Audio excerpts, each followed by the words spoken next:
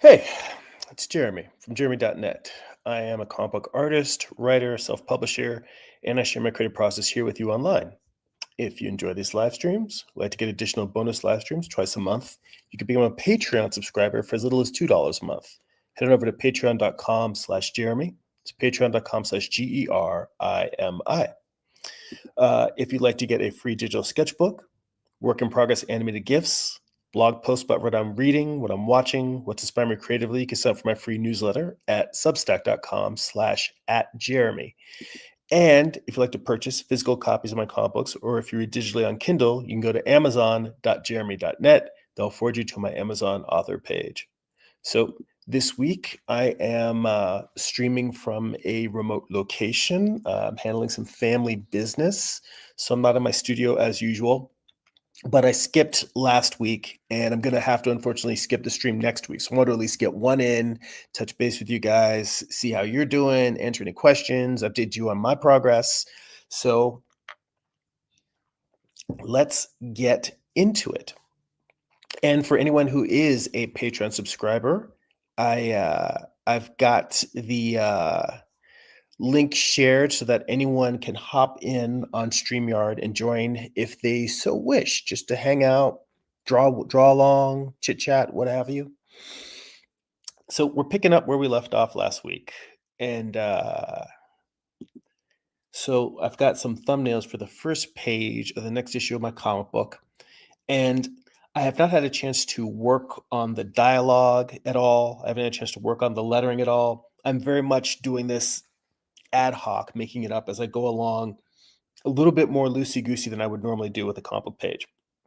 That said, one of the advantages of working digitally is that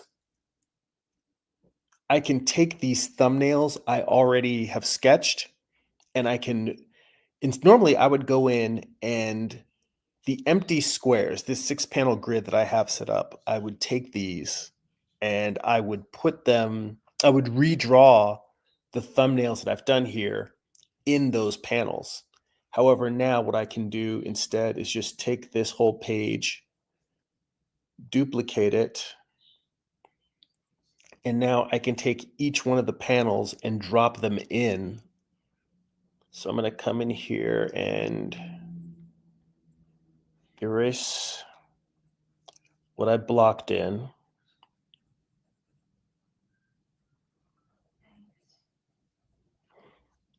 Now I'm just going to take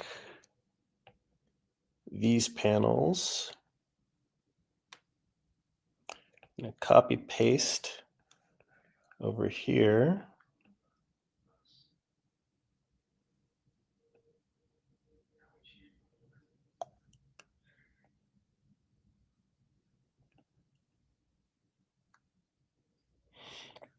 And the main reason I want to do this is because I wanted to see how the panels work together. Specifically, the way I have this set up right now, panels 4 and 5 will be on separate tiers.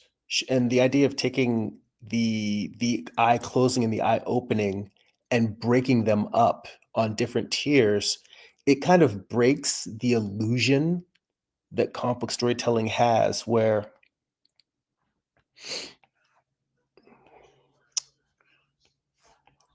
why is that not dragging? Have I reached my maximum levels? Or did this just not? Oh, I see why.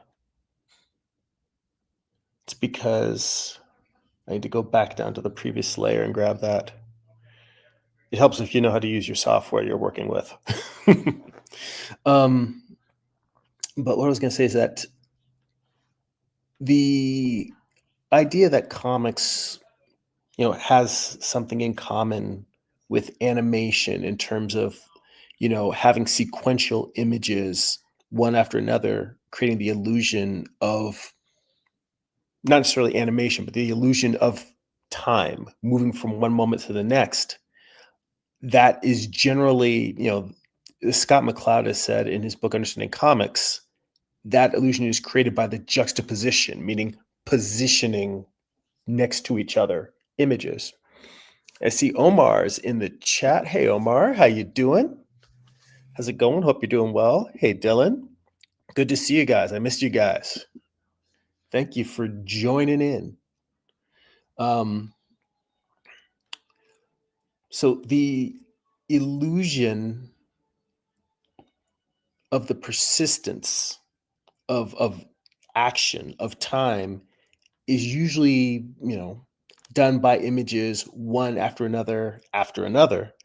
And the fact that I am going to be moving these, really, I want to test out whether this looks wonky if the images aren't side by side. Because if it looks fine, then I will go for it. But if it, whoop, hang on, I got to undo that. And in fact, I should lock this little reference image that's up top.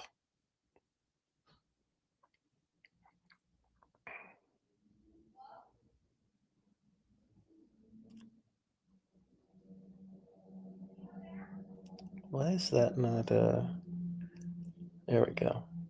It's been so long since I've used Procreate. My brain is going numb, just forgetting how to even use this thing.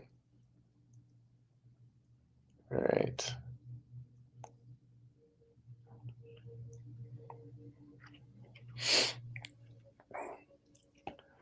So for me, a lot of the thumbnailing is once I get images sort of blocked in general, it's then just moving pieces around and seeing, does this break the flow of the narrative? Does it aid the narrative?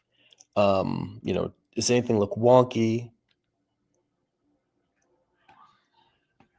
And this is one of those things that has the potential to look wonky. You've got the eye closed, and normally if you have them side by side, the whole eye closed, eye open thing works so well when you've got images side by side. But when you move images like this, where you're going across the panel diagonally, where you're going from one tier down to the other, immediately, I don't like this. I don't like it at all. I'm going to finish laying this out just as I guess you could call it an experiment. But really, I want to be able to compare this to a version where they're on the same tier, and I throw another image in between them.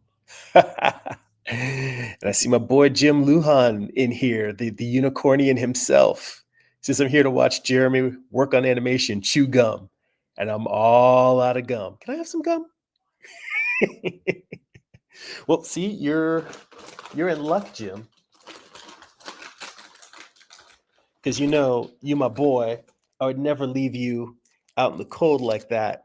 So I got some Charms Blow Pops for you. So I hope you like watermelon, Jim. That's for you right there. Oh, all right.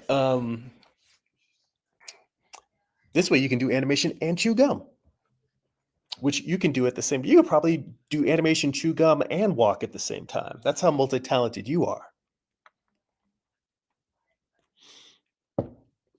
Ah, so this is really me just proceeding with the exercise of finishing the thumbnail so I can compare it to a different thumbnail. But I can already tell you from looking at this, um, my mind is 90% made up,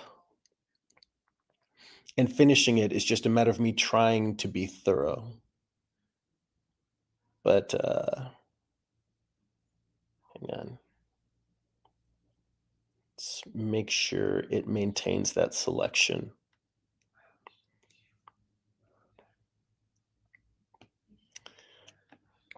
But yeah, what I'm probably going to do instead is put both of the eyes on the bottom tier and then find something else to fill in the panel after the molding of Pandora. So this sitting up will end up actually not being the last panel the way I imagined it.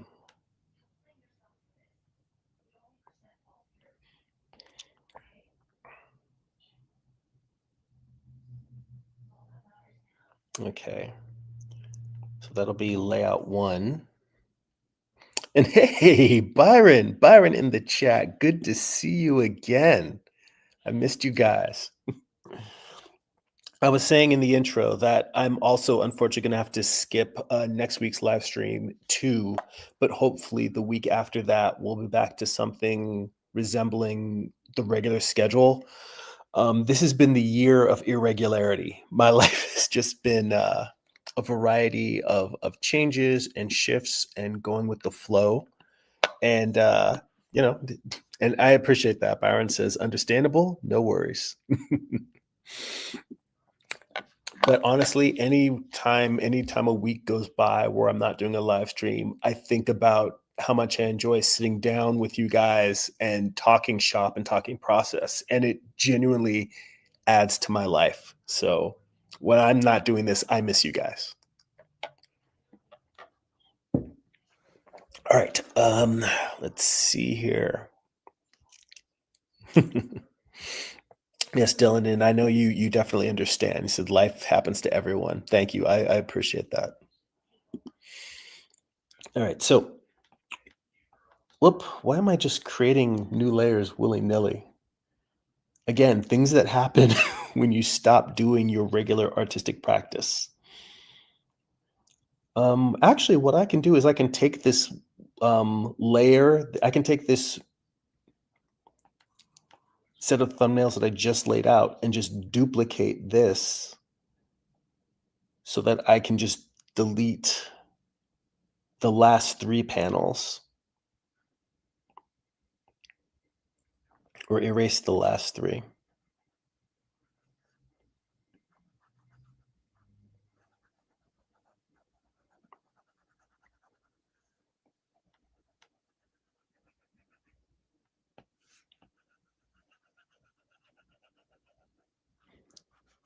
And then I'll have to figure out what I'm going to drop into panel 4. So I can come back here.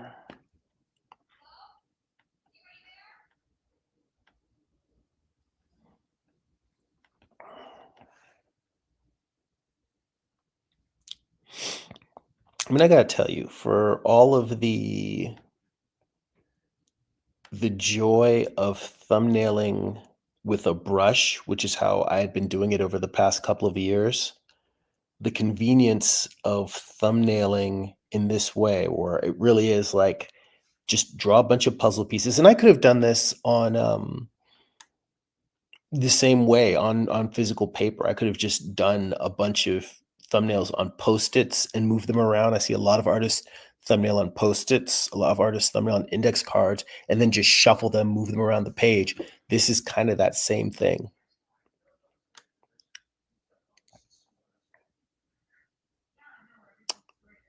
Although I will tell you what I actually want to do is, instead of drawing something new for panel 4, let me move this up here. Whoops, I don't want to group them. I just want to move it up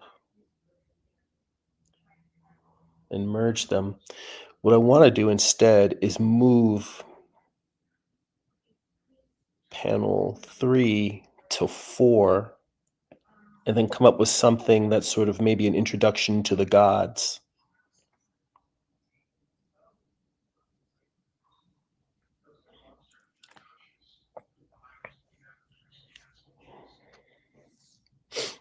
All right, let's see.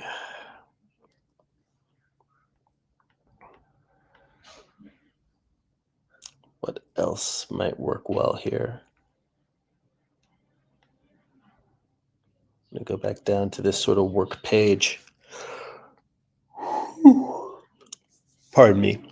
By the way, I unfortunately don't have my live streaming mic, so I'm just using the mic from the laptop. So if it's echoey in here and I sound a little bit quieter than usual, that's probably why. I am trying to kind of like get up on the laptop a little bit closer so that hopefully the audio is still somewhat decent. Because I know sometimes if I'm listening to a podcast or a live stream that I'm used to listening to, and for some reason the audio is subpar, it can become unlistenable. That was the whole thing that got me to upgrade my microphone to a Blue Yeti in the first place. But hopefully it is a reasonable quality experience for you guys. So let's see here. What else can I throw in for this shot? Panel 3. So you've got Olympus. And the fact that I have all of the gods sort of surrounding Hephaestus, kind of ringed around him, leads me to the idea that maybe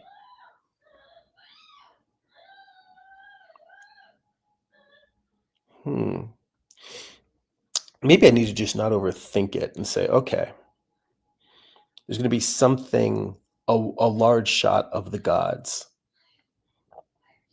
So if I know they're going to be, the fact that I know what shot is going to come afterwards helps me think about where to start.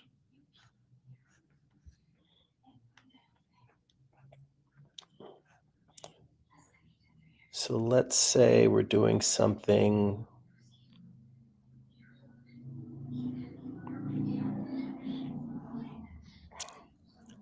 kind of an imperial throne room.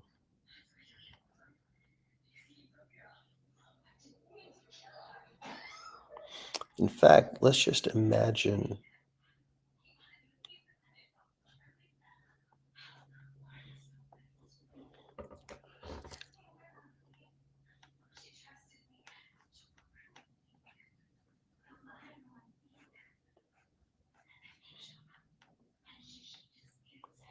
let's see here. Dylan says, today I've been working on pricing my dad's Halloween decorations. Gonna see how much I can sell. About halfway done. All right. Well, it sounds like a very productive use of time. Yeah. And I guess, it's the kind of thing you can do while you've got live streams playing in the background. I'll usually have a show on or something, or a podcast, while I'm trying to get chores like that done. Oh, hey, James is here. Says, I had some things to take care of, but I'm here now. Some interesting thumbnails. Yeah, I'm picking up from where I was 2 weeks ago, and I'm just taking the thumbnails I drew before and actually dropping them into a page layout. But the thing that I am trying to decide is whether the way I have the thumbnails right now, I've got the top tier is an establishing shot of the characters. Then I go to Hephaestus molding Pandora. Then I go to her eyes opening, and then to her sitting up. And the fact that I'm breaking up the image from one eye to the other onto different tiers as opposed to side by side, it bothers me. And I'm curious what you guys think in terms of visual storytelling. I know that everybody comes from a different standpoint, visual storytelling wise. And hey, I see my boy Herman is in the chat. How you doing, Herman? Hope all is well and you're doing good. James says, I struggled with thumbnails at first, mostly because I didn't have much variety with my shots. Yeah, and developing shot variety it's sort of like, it's like playing your scales in the sense that everyone starts out with maybe like 3 or 4 or 5. You might say you've got your straight on, like Wolverine coming at you shot. You've got your Dutch angle shot. You've got your wide angle establishing shot. You've got like a worm's eye view looking low, bird's eye view looking down. And you start with those. I think that, and then what happens is the more you do comics, the more you start putting in subtle variations on that. And basically it's almost like as if like your major notes on a keyboard, your A, B, D, A, B, D, G, E, F chords. You learn like the major chords, and you start learning minor notes and flats, and and you start learning all of these different subtleties. And then that's how eventually you have like a whole library of shots. So I can definitely see starting out, it's a bit much, but I would actually say don't put too much pressure on yourself to vary your shots in the beginning, so much as try to make sure that you're just not doing the same shot one after the other unless there's a specific reason for it. Like in this case, going from eyes closed to eyes open, it's duplicating the exact same shot. But what I try to do from one shot to the other is I try to vary one or two things.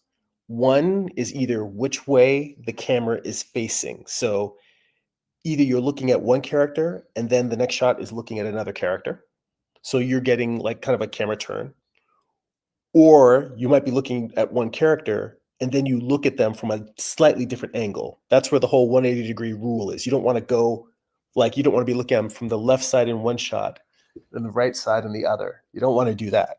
But you can go left to front or you can go left to back of head. And that way you can kind of move your way around. And then the second thing I change is scale, meaning I might do one shot that is, like this, like a headshot. This is like just a close up. Then I might do an extreme close up,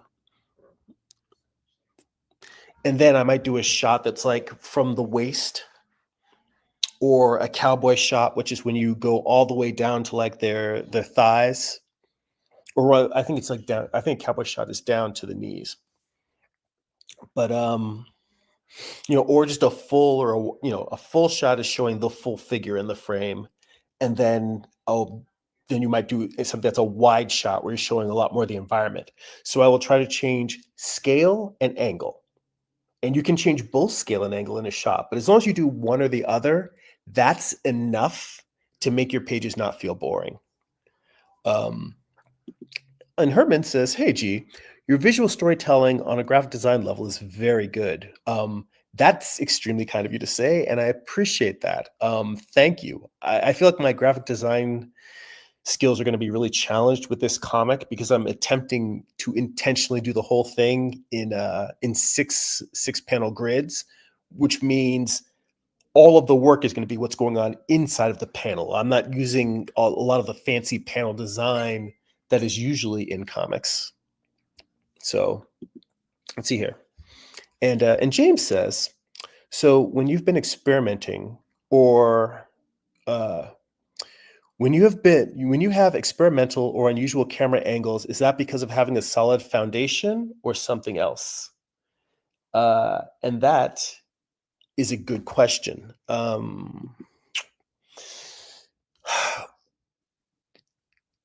Experimental camera angles is either because, well, first off, it's intention. The whole point of doing anything is when you want to have a reason why you're doing it. So usually as people get more experience, understand why one shot works or doesn't work, when they're doing experimentation, they're trying to expand the vocabulary of visual storytelling. They're trying to create an effect that maybe is not as common in comics, or maybe they're trying to create an effect where it's something that you wouldn't think comics could do. Creating a sense of time, multiple things happening all at once, things that actually I would say other mediums may be challenged, what might be challenged to do, showing multiple things happening at the same time or in different places. Playing. That's what the comic book page is really great at, is playing with time and using space as a metaphor for time. I will say that the other thing is, as opposed to having a solid foundation, some people might do it simply out of imitation. They see someone else do really cool graphic angles, doing experimental visuals, and they might say, "Oh, they do that. That looks really cool. I want to do it." And if you do it and you don't necessarily understand why the person that you're imitating did it, then you're not doing it from having a solid foundation. But I will say that I don't necessarily discourage that. And the reason is because a lot of times you learn by just getting in and fumbling around. You may come in and do something without understanding you may not have the solid foundation that someone who does experimental camera angles has. And when you do it, you may find out that at first you don't know, but the more you do it, you'll start learning pieces here and there, and you can kind of learn how to use those tools just by doing it and, possibly messing up. So it's okay to experiment with. I say you can do both. Learn more about storytelling using basic simple angles, and then also study people that do experimental camera angles. Try doing experimental camera angles on your own. Do both, and you'll see that the more you do it, you'll do it and you'll fail if you don't necessarily have that solid foundation already. But even if you do have a solid foundation, I try things all the time and I'm like, nah, that doesn't work. Um, let's see here. So Herman says, and I appreciate that. You said, I say that because I purchased both volumes of your Morning Star. Said that was pretty dope. I'm in the middle of the second volume and I was amazed by your visual design and layout. Man, first off, thank you for picking up Morning Star, and I really appreciate that. Um, I will say that one of the things I did intentionally when I was doing volume 2 of Morning Star, well, actually, even no, I would say more volume 2 than volume 1, is I really leaned into working on. First off, I'm trying to figure out why my screen is not allowing me to turn these layers on and off. There we go.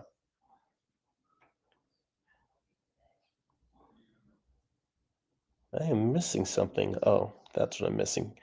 You know what? I'm just going to erase this and put it on the layer that I was working on.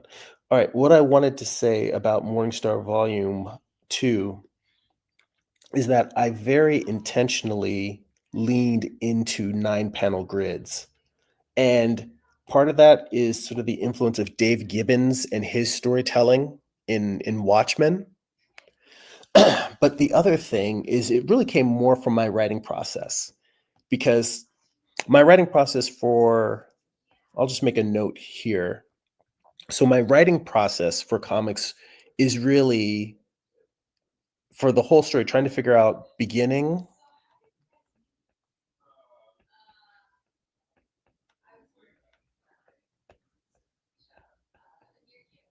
middle, end.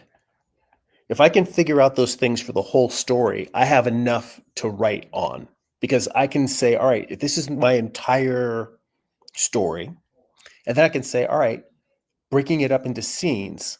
In each scene, what is the beginning, middle, and end of that scene?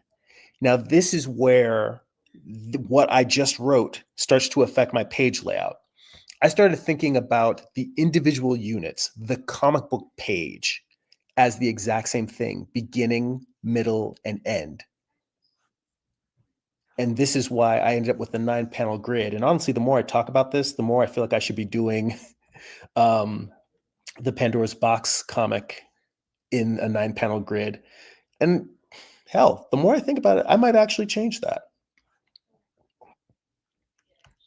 I don't know why it bothers me that these are so not consistent. But anyway, same thing. I can just put on the side.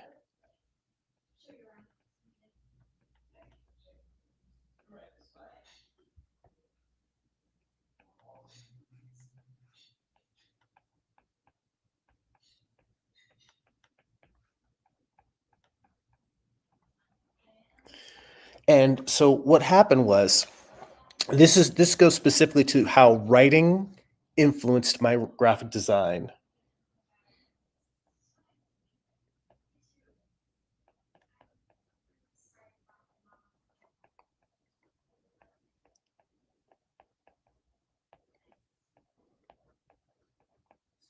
Page design. I'm making that note because that's probably what I'm going to name this live stream. So if I'm trying to think of every single page as beginning, middle, and end, then that actually really makes me think before I even get to dialogue, just I'll figure out what are the actual actions that are happening on that page. And then I've realized, oh, I can take each tier and break each tier into beginning, middle, and end. And that's how I landed at having so much of volume two of Morningstar being laid out in 9 panel grids.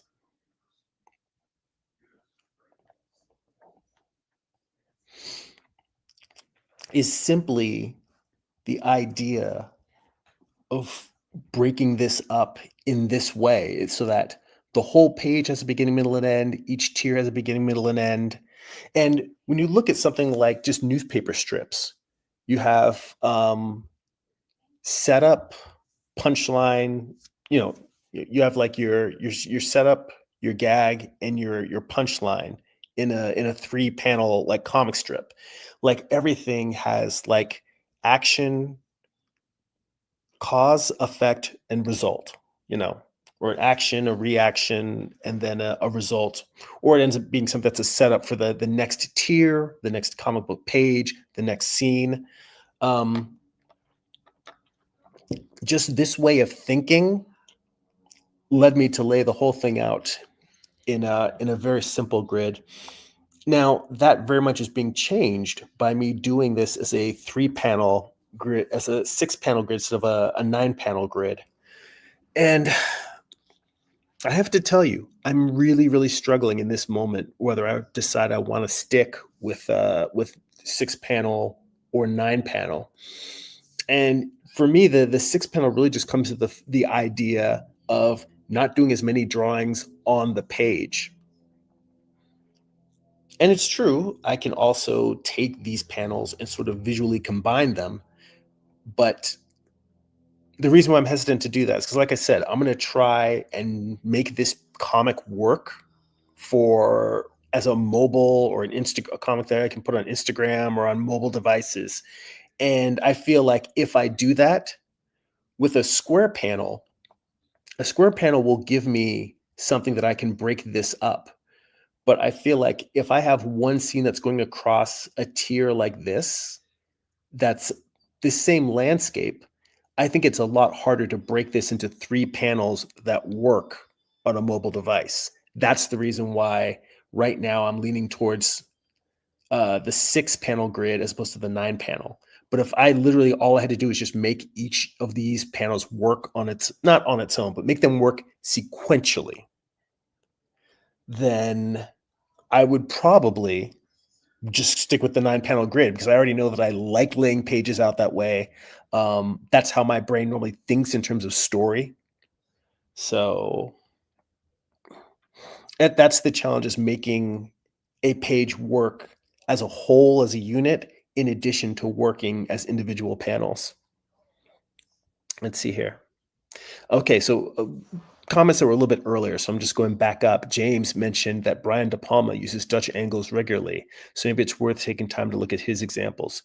Yes, I absolutely recommend, and some people get a little prickly at comparing comics to film too much. But I think that there's a lot that could be taken away from film storytelling in terms of like if cinematic storytellers have done a lot of it's like they've done all of the research for you. So if you can really just find a lot of films. In fact, for a while I was doing film frame studies, both for lighting and composition.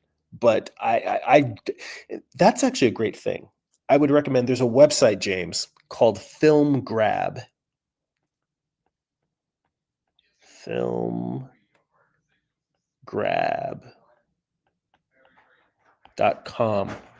And if you go on that website, it has film stills from a variety of film directors, and it's organized by both director, and then it's organized by I think it's organized by director, cinematographer, um, genre, and then you can just look alphabetically by film titles.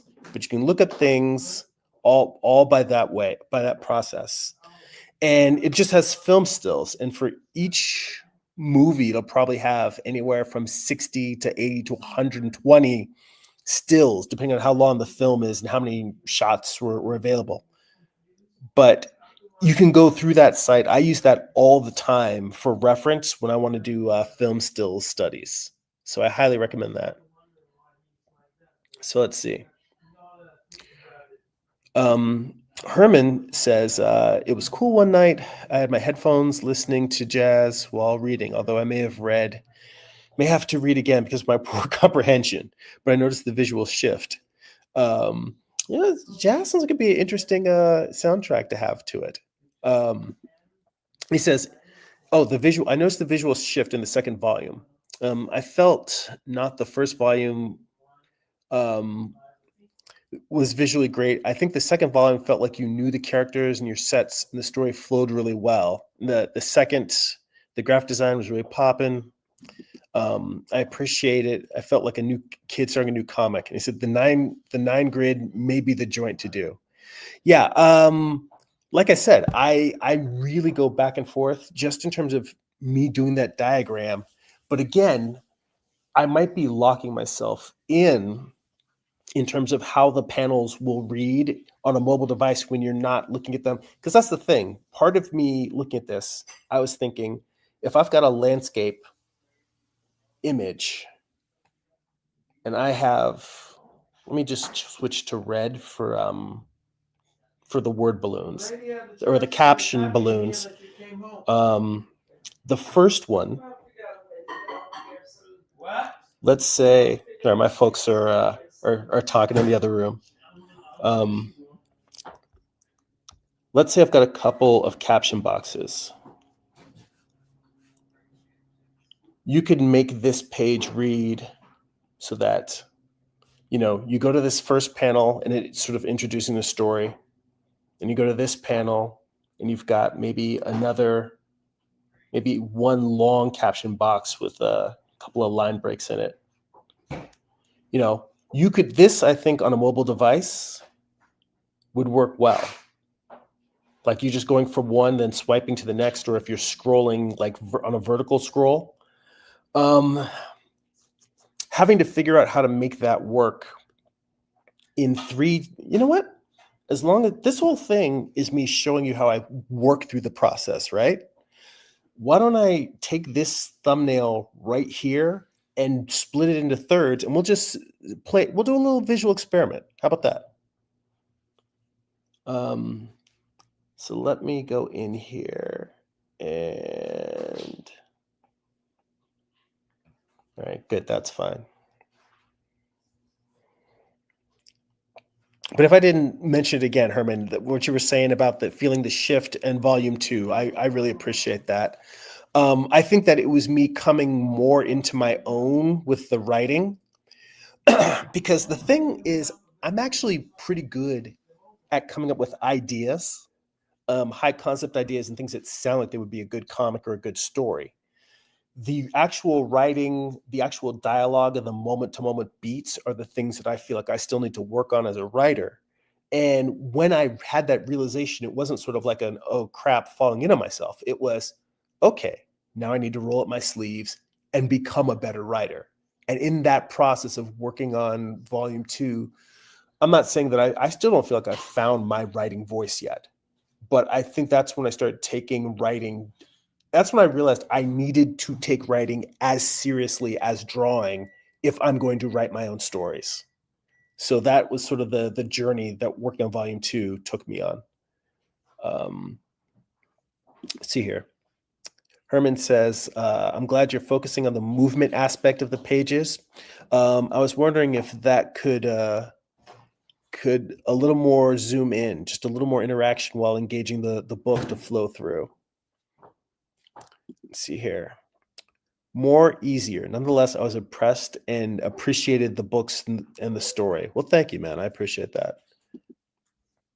Let's see here. And James said that, yes, he's definitely heard of Film Grad. Let's see here.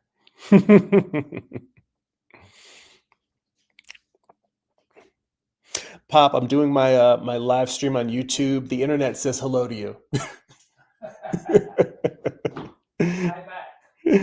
Yeah, my pop says hi.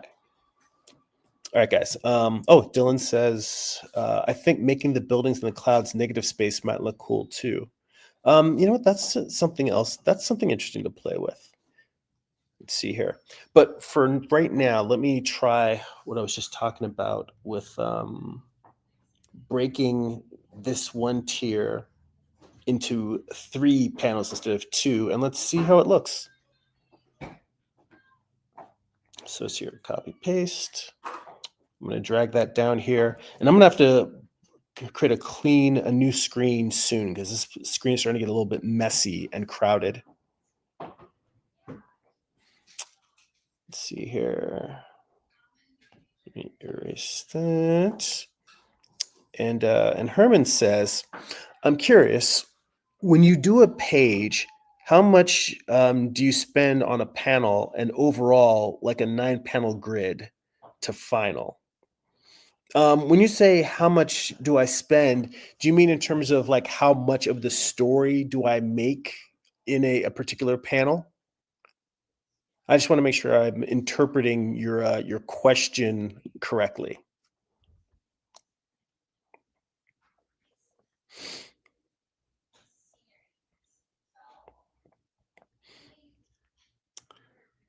But if what you said, if what I think you're asking is just how much, oh yeah, how much artistic drawing? Well, that's a good question. What I try to do, honestly, is I start with deciding which panels are the most important panels on the page. And generally, I prefer there to be maybe one panel the other thing is when I'm doing 9-panel grids, realistically, as opposed to having every single panel, what will likely happen, let me draw a small grid over here to the side. This page is getting real crowded real quick. But let's say that this is a 9-panel grid. I will decide what is the most important image on that page, or what is the most important moment in that page. And if that page is a horizontal shot, then I'll erase these. And then it'll go from being a 9-panel grid to a 7-panel grid. If it's something that's vertical, maybe it'll be something, it depends on where it lands in the page. If it's a shot that ends the page, then maybe it'll be something.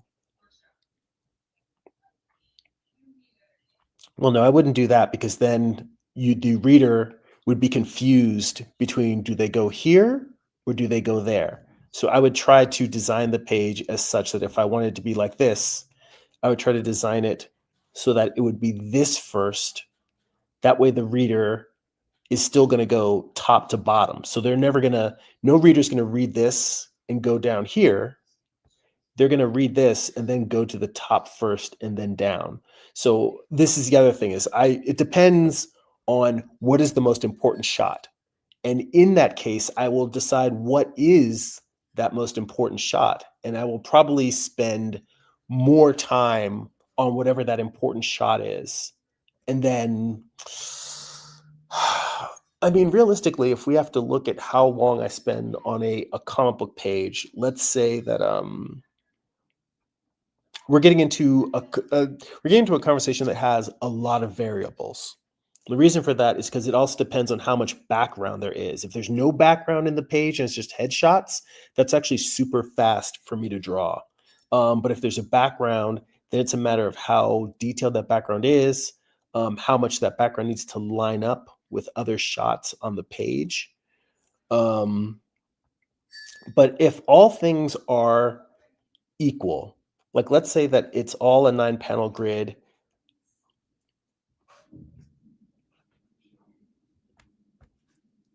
Make this a little bit bigger. Let's say that it's a page that takes me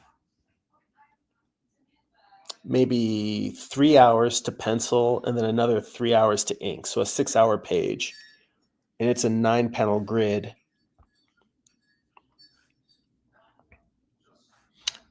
For the most part, it really comes down to either if one particular moment or one beat, you could honestly say that the amount of time it takes me is split almost evenly.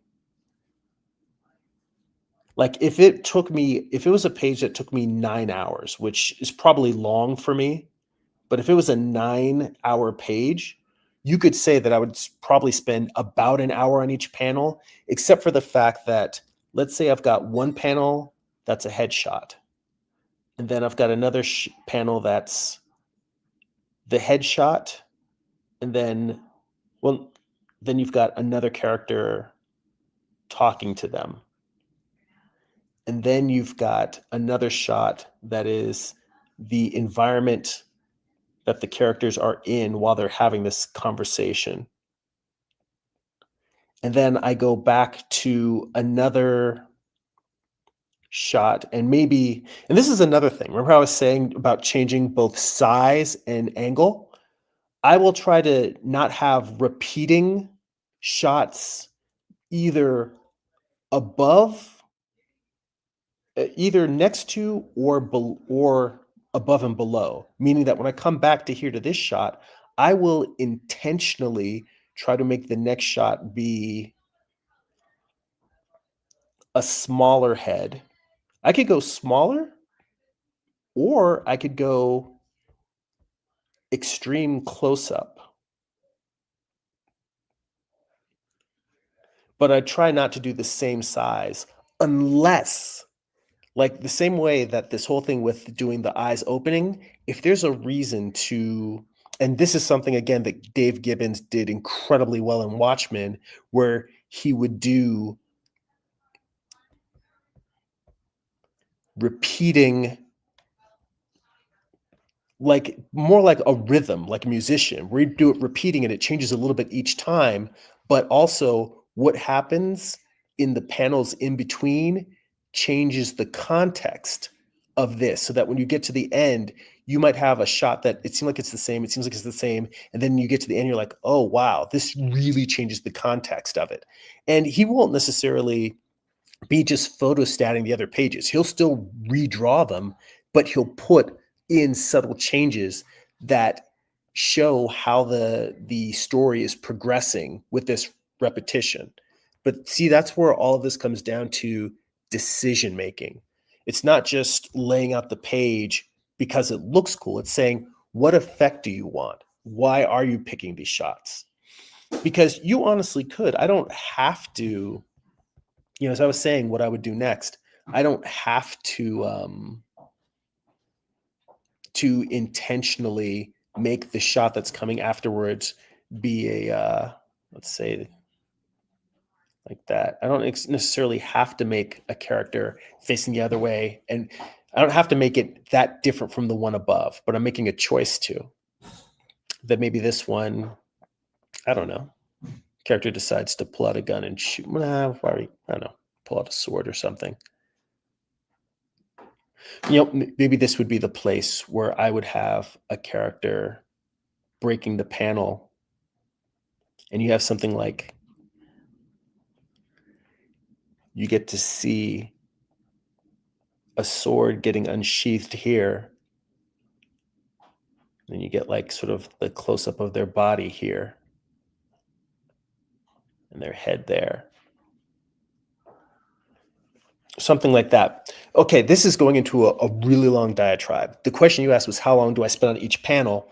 And what I would say is the panels with the environments would take longer because I'm not super fast with backgrounds. So if in theory, normally all of these would take 1 hour, let's say it took me an hour to do each panel, you could say that the panel with the background might take me an hour and 20 minutes, and all of the close-up shots might take me 40 minutes. You shave a little bit off for the ones that are really simple, just a headshot, and then you add a little bit more for the ones that have backgrounds or have, let's say it has something that anatomically, for instance, this shot right here, Maybe there's no background, but maybe I've got to shoot some photo reference because I'm like, I tried drawing it a couple of times and it's wonky. And I need to find reference for the sword or just figure out how I want his body posed.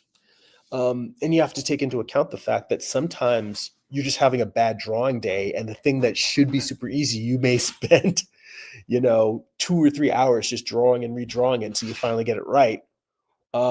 Whereas what I tend to do is I'll work on a panel, and if it starts giving me trouble, I will jump around to a couple other panels on the page and work on different parts and then jump back. So like I said, that's a very long, convoluted question, but it's because it's a problem that has a lot of different reasons why one panel may take longer than the other. That's just a matter of that. Honestly, that question breaks down to why do some things take longer to draw than others? It depends on your skill level, your interest, and your mastery of drawing that particular subject. And that question applies to each panel of the page. So that's the really, really simple answer to a very long and complicated question. And those seem to be the only kind that I answer. So let me know if you want to dig deeper on that. Let me go back here to the other follow-ups that Herman had, because I may have gone through all of that and you're just like, nah, bro, that wasn't what I was asking at all. Let me see here. So Herman says, I need to find a level of artistic drawing that I can tolerate and people would appreciate. I would like to complete something, but I don't want to spend 5 months on 2 panels. Yeah, the productivity is a really tough thing. Let's see here. And Herman said, your graphic design strength is powerful in which you pick for each 9-panel grid. Thank you. I find myself drawing unnecessary stuff. I need to strengthen that ability, not overwork things. Well, let's see here. First off, that is a problem that I have as well. I overwork things, I overdraw. So don't feel bad about the fact that you realize that and you're trying to simplify things is a good thing because it's good to understand the problems that you're trying to solve. Having that sense of what am I pushing up against? What are my limitations? Knowing your limitations should not be an upsetting fact. It should be something that you, with one hand, you work to compensate. You're like, if I'm weak, I'm going to do these other things to compensate for it. And on the other hand, you're going to actively work to improve on those things that you're weak at. For instance, one of the things I want to do is on this next comic book, I want to try and really make my finished pages just me taking what I would draw with thumbnails. Like, imagine if I took like this reference panel here. Imagine if my finished comics were just the rough line work of, say, my thumbnails, but all the faces were finished. Like even in the comic book page that the comic book cover, if I leap out here real quick and go back to the cover that I was working on, I intentionally, come on, it's taking its time to load here. I intentionally drew the backgrounds looser than I would normally draw them. It's because I'm trying to work towards a simpler, rougher style. Like this pattern that's drawn, to kind of imply, that sort of that Greek tiling, that patterning that goes around buildings. This is really just a little squiggly. It's not neatly, precisely done. I could have made the pattern in Photoshop and then put it in and distorted it, or made it in Illustrator and dropped in and distorted it. I could have put on the perspective tool and drawn it exactly. But instead, I said, let me just let it be looser. And that's something that I'm trying to do, is make my drawings feel loose but complete. Like, none of these brushstrokes here are particularly, when you look at this monster, he's raggedy as hell. Like, it's honestly not a whole lot tighter than my thumbnail for it. But these are all things that are It's an active choice. It's me practicing trying to improve at that as opposed to trying to render the hell out of everything. Um, and part of that is because I'm naturally a loose and sloppy artist. And the way I fell into the habit of over rendering things is me trying to say, I'm not going to let myself off the hook. I'm not going to just put scribbles in there. I need to clearly describe things. And in the process of doing that, I tightened up a lot. Now I'm trying to figure out how to loosen up, but still accurately get all the information into a particular panel or page that needs to be there. Hence the thumbnails. Um, if anything, I would say draw more thumbnails, thumbnail all the time, and then say, look at the thumbnail instead of saying, all right, how do I turn this into a super rendered finished piece?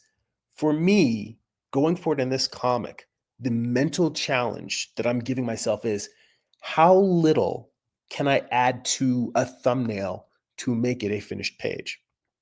Um, I've mentioned him many times in the past. My good friend Carl Altstetter, a great comic book professional, industry vet, um, co-founder of or founder of HyperWorks, and did Deity and Saint Angel, tons of great comics. Worked on a Bloodstrike for for Rob Liefeld for Extreme Studios. Anyway, he's a good friend of mine. And I remember when he and I first got to know each other and he was working on a comic and I saw his thumbnails and I was so mad because his thumbnails are better than now, mind you, this was decades ago because I've known Carl for years now. His thumbnails, even back then, are better than my finished pages now. Like his thumbnails look like Mobius with sort of an Image Comics, you know, tint to it, like sort of like the dynamics and layouts of an Image comic, but with the line work of Mobius. That's how his layouts look. Like I was just like so envious. And I was like, why do you even bother doing finished pages? Just print this shit. Um anyway, I'm no Carl Altstetter, but I I realized that he's able to get down to the essence of what he needs to tell the story. And he's very, very fast. That's one of the reasons why he can have so much detail in his pages. I'm not as fast as him, so I need to cut out extraneous details. Um, let me go back up here.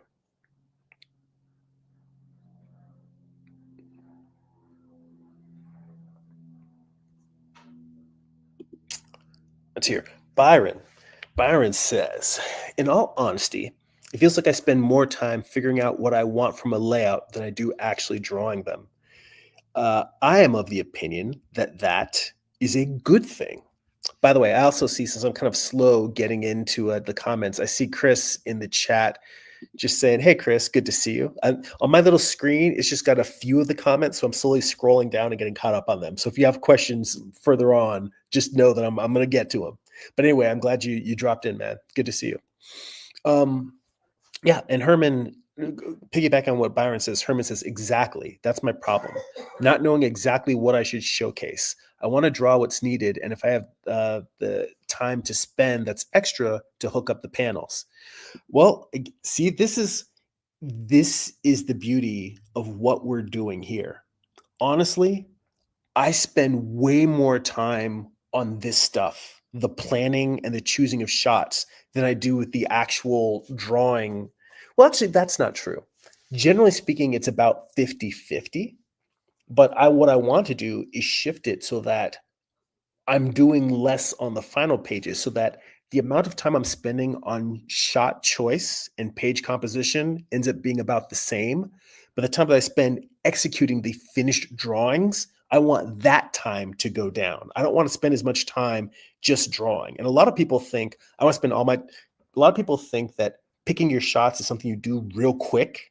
And then you jump into the hours and hours and hours of labor rendering a page. I am of the mindset that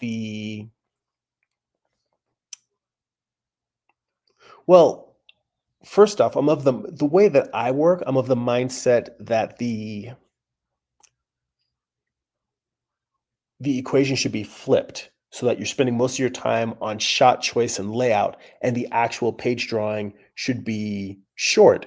But what I really am an advocate of is becoming efficient at both and doing enough. Here's the thing, knowing what story beats you want and what shots to put down on a page is the storytelling equivalent of knowing the anatomy in the body, so that when you're drawing a body, you're not looking up anatomy books for every single pose or having to have reference for everything. In the same way that you get to know the human figure well enough that you can draw it from any angle and generally make it up out of your head, because you don't necessarily need to know every single muscle. Um, as long as you know the general structure of the figure, and you know proportion and you know volume to make things look three-dimensional, you can make it up. Those same choices are the anatomy equivalent of what you're doing with storytelling on the page. Ideally, you want to get really good at both of those such that you can pick and choose where to spend your resources. It's not about always being fast, and it's not always about being simple. It's about choosing the places where you decide, I want people to slow down. That's what detail does. That's what a lot of word balloons do in a comic book page. That's what a very detailed image does. You have all of these images that are very simple. Like, I don't expect people to spend a lot of time moving from the eye closed to the eye open. That's going to happen in an instant. That's why, I mean, people give comics a lot of crap for the fact that, like, they're like, these days you can read a comic in 5 minutes and there's not much storytelling there. Um, there are panels where you're not supposed to spend a lot of time and linger on them. The detail is meant to slow the eye down. When you get to a page where there's a nice double page spread of a cityscape or a landscape or a battle scene, those things are meant, for most pages you might go through and read. There's some pages where you're simply meant to turn the page and sit and just take a moment on that one image. And yes, that image will read probably faster than an individual page, because it may not, if it doesn't have a bunch of word balloons on it, but you're still meant, in terms of just taking in visual image information, to kind of sit there and take in the scale of it. Size and detail is a tool. That's something you need to think about. Most people think of detail as, I want to learn how to be more detailed, or I want to learn how to be simpler. But instead, think of detail itself as a tool. And the purpose of that tool is, it's a speed pedal. That's the purpose of it.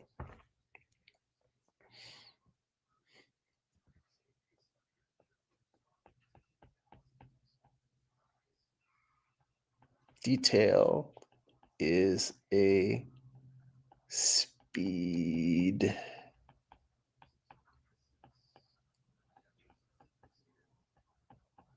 pedal. Exclamation mark. Yeah. So that's my lecture on detail. Let's see here. I think that we're sliding into that zone, because we're at about an hour here. We're sliding into that zone where now I'm going to just answer some questions, and I think we'll probably wrap up shortly here. So I'm going to get through whatever's left in the stream, and then we'll see if there's anything else for me to do before we wrap it up here. So Dylan says, I've been thinking of writing and illustrating an Absolute Aquaman fanfic. Since to my knowledge there isn't one in the works, I had a train of thought about this idea last night. He says, I definitely wrote them down. I haven't done any fanfic comics since I was in high school, but I'm like, hell, if you got ideas, go for it. Explore them, put them down. Um, I know Jim Mahfood and Maddie Keene and some other comic creators that they hang out with. They've been doing a lot of what they call um, bootleg comics, where they take a mainstream character. And I think Jim Mahfood is running a Kickstarter right now for his Arachnid Enforcer character. And the whole idea is you take something like Spider-Man and you make your own version of Spider-Man.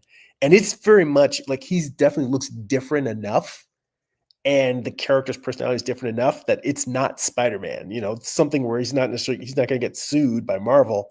But the idea he did the same thing with a Batman type character. And I know he has another one or two planning in the background. I say, here's the thing: you could just do a Aquaman fan fiction. You can totally do that. What I would urge you to consider is what professional storytellers call filing off the serial numbers, which is to say, all right, how much would you need to change a character who is an underwater breathing character to make it so that he's not Aquaman? Because I mean, I I don't know if Submariner, I don't know if Namor came before Aquaman, but he might have. I think so. But even then, you've got other characters. You've got from Aspen Comics, Michael J. Turner had Fathom. Um, my buddy Edward Drew Johnson has the black is it the Black Lake Society? I forget the name of the exact book, but he has a mermaid character who is sort of a adventurer, explorer, secret agent. The point is you could take the exact idea of saying I'm going to do absolute Aquaman, and change it just enough that you're like, oh, I can take this and publish it. And it is a character who, for all intents and purposes, has a lot of the background and tone and genre of Aquaman, but it's something that I own. And I can run a Kickstarter campaign, or I can print copies of it and sell it at a convention. If you really want to do fanfic, I'm not going to discourage you from doing that. You should do fanfic. You can print those up as giveaways. You can make it a comic that you can post online for free. It's because it's not something that you're selling other people's intellectual property. But consider the possibility of changing it just enough that it feels like Aquaman, but it's your own. And then you can do whatever you want with it. I mean, hell, you can do that and end up selling it to a publisher or getting it picked up by a mainstream publisher. I mean, let's not forget that 50 Shades of Grey started out as Twilight fan fiction. And the difference is that when that got picked up, she had to go back and do a significant amount of rewriting the author to, again, file off the serial numbers, change it so it's completely its own thing. That's fine when you're talking about prose, because it is natural for prose to go through multiple rewriting and revisions. But when you're drawing a comic, redrawing an entire graphic novel, or even if it's a one-shot, if you write it as a short story, or however long it ends up being, having to redraw everything you have to rewrite, I don't know if that's going to be appealing to you. So that's the caveat and the advice I'd give Dylan in terms of considering modifying it just enough that he's like a bootleg Aquaman. All right, let me go down and see what's going on here in the comics. Let's see here.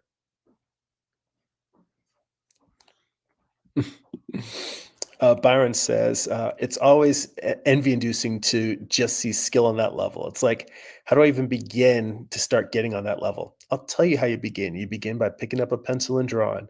We all start at the same baseline.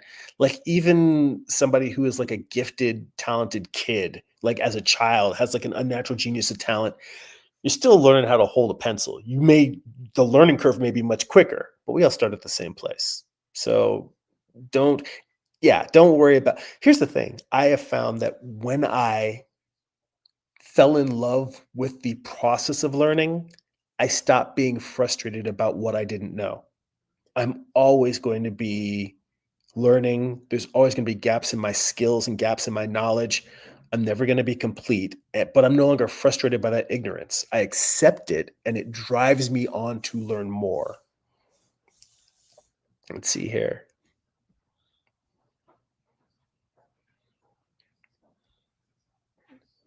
Oh, Herman says, wow, I stay in thumbnail. I didn't say they were great, but but it's better to work things out there. At least now I see the importance. When I was in school, my teacher had us do 100 thumbnails, but he made us go out and travel and find things to thumbnail and forced us basically to travel Baltimore on foot or on vehicle to basically do thumbnail sketches. Dude, I wish I had a teacher that had us do something that thoughtful. Um, I think I had to come to falling in love with thumbnails on my own, but I really do feel that the iterative process and working out and experimenting is like the absolute most important part of the process. I mean, that sounds like a really cool exercise. And I know some people find thumbnails tedious and boring and it's like drudgery and homework. But for me, thumbnails are like the multiverse. It's like me sitting down and looking at every, hey, Gary, see Gary Hodges, character, creator of Dinosaurs versus Marsbot in the chat. Always good to see you. Um, uh, some people find thumbnails drudgery, but I look at it as it's a chance for me to look at every possible iteration that a single piece can be and to explore all those things before making them. Because I know the feeling of getting to almost being done with a piece and saying, oh man, I should have done this. Like it could have been just making one particular part of the piece bigger or smaller, moving something from the left side to the right side, or whatever it is. But it's something that you would basically have to start over and make a whole new piece, but you realize it was such a simple change. Why didn't I do that? And that's what thumbnails allow you to do. Thumbnails are time travel. They're multiverse travel. They allow you to do the piece before you do the piece. And to me, I I accept that everyone has a different creative process and they have a different relationship to their creative process. But but it baffles me people who aren't excited at the idea of being able to look at every single possible version of their piece and to be able to just reach through time and space and pick out the right one before they ever start. Or even to pick out three that could possibly work and say, I am going to make three different versions of this piece. Not necessarily if you're doing a comic book page, you may not do three different versions of the panel, but you take what I'm saying. And to be honest, the other value is that you may come up with a visual solution for one comic book page and say, but I'm going to go with this one version.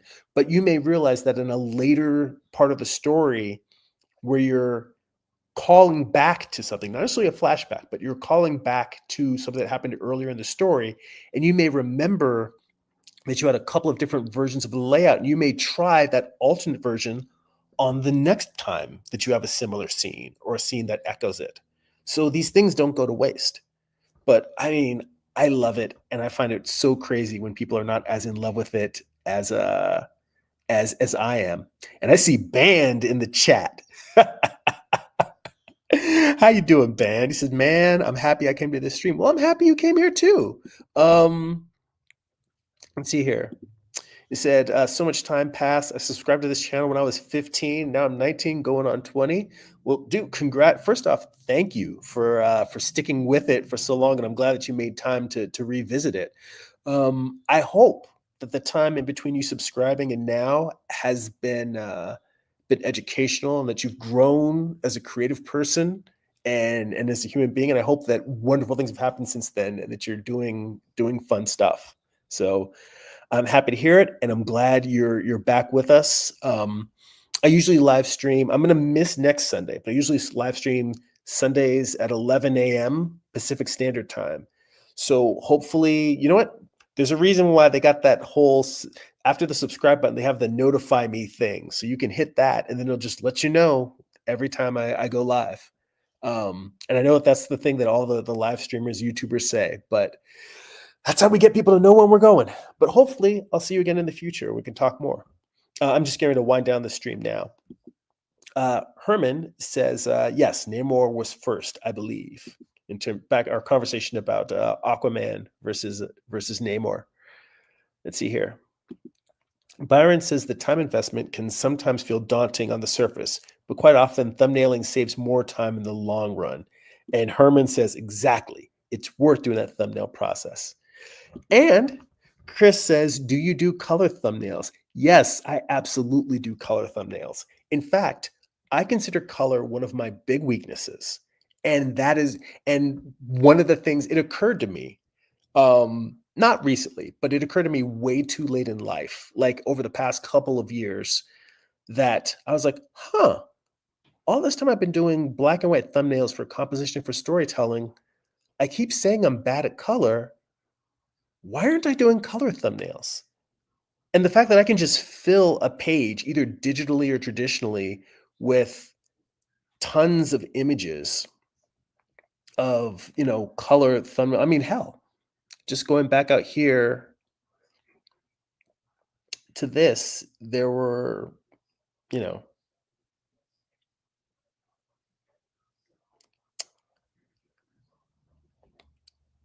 this isn't even the cover that I ended up picking as the final cover, but just going through tons and tons of color variations for a potential cover. And I went through the same thing with let me see. I want to say that this file has the color thumbnails from this page. Oh, yeah, see? Tons of color thumbnails. And this is something I did not do earlier in my creative career. And now that I started doing it, in the same way that I find it baffling that people don't do thumbnails in general, I literally looked at myself and I just started like kicking myself internally, like, how could you not have been doing color thumbnails all along? Um, and part of this came from the fact that I was doing a painting for my wife as a wedding gift. And in trying to work it out, it's a large acrylic painting. And so I started doing thumbnails on Bristol board with acrylic paint, just sitting there and just painting down little thumbnails, working out, um, how warm, how cool I wanted different parts to be, and making notes on there of what colors I was using to combine this, so that when the time came to do the final painting, I literally could just lay out the colors that I knew I had used in the thumbnails. So I feel like that's even more important with traditional media than it is with digital media. See here, yeah. Chris says yes, yes. So yeah, I'm all on board for color thumbnailing. My biggest weakness is that I over thumbnail. I love it so much, and I love playing with the elements way more than I love making the final thing. That like thumbnailing, I could just do that all day long. All right, guys.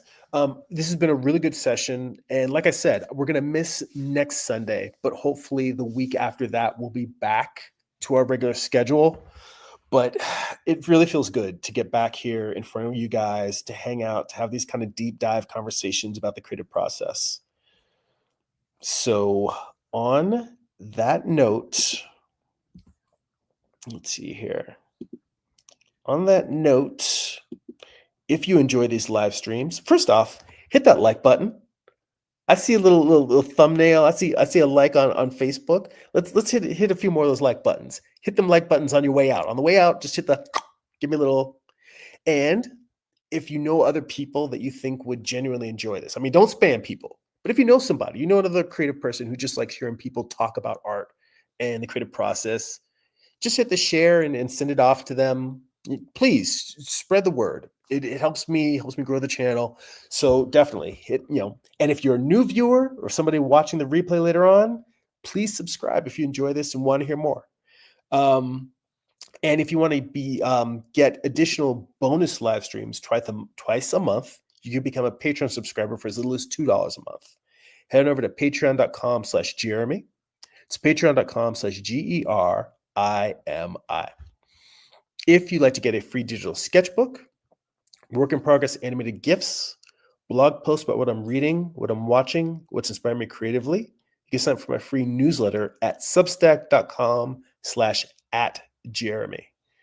And if you'd like to purchase physical copies of my comic books or if you're digitally on Kindle, you can go to amazon.jeremy.net. They'll forward you to my Amazon author page.